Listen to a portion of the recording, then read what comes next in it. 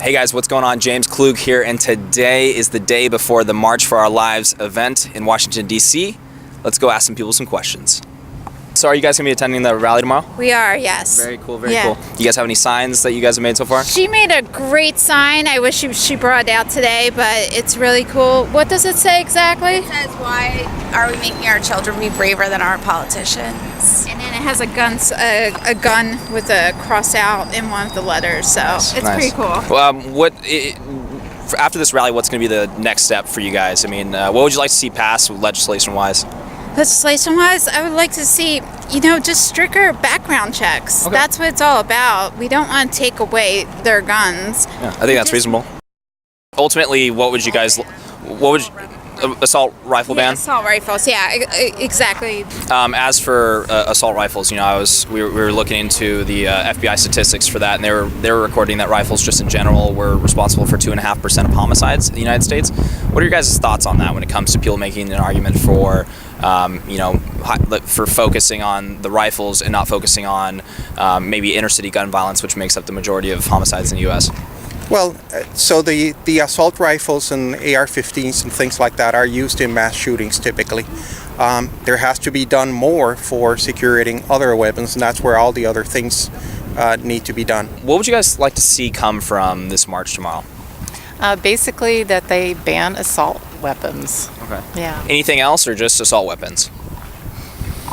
I'm going to have first steps. That's a first step for me. Okay. Yeah. So are you guys in favor of maybe allowing armed officers to be on school campuses, or teachers with concealed carry weapons permits? No, not teachers. No. No, not And why not teachers?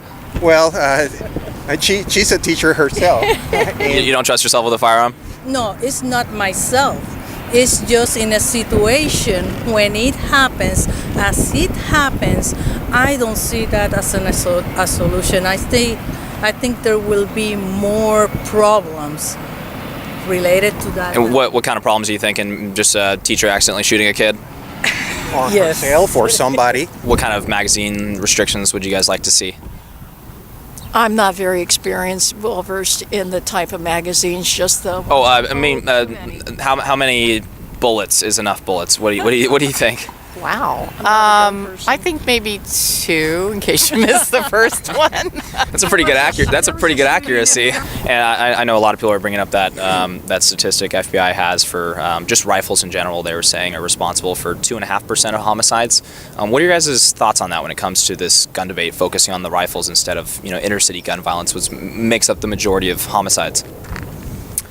You're talking about whether like rifles and other smaller caliber single fire, fewer fire. Only the gun shows. You don't like gun shows? Would you anything that you would change with the gun shows? People buy guns out of the back of the car, don't they? And there's no check, there's no verifications. Yeah. Well, I mean that's definitely a felony, but yeah, I mean if that's going on, that's something that we want to restrict for sure. But that's not. Things need to happen. Things need to change. All right, guys, it's getting dark, so we're going to wrap things up. Make sure to subscribe and check out our other March for Our Lives videos.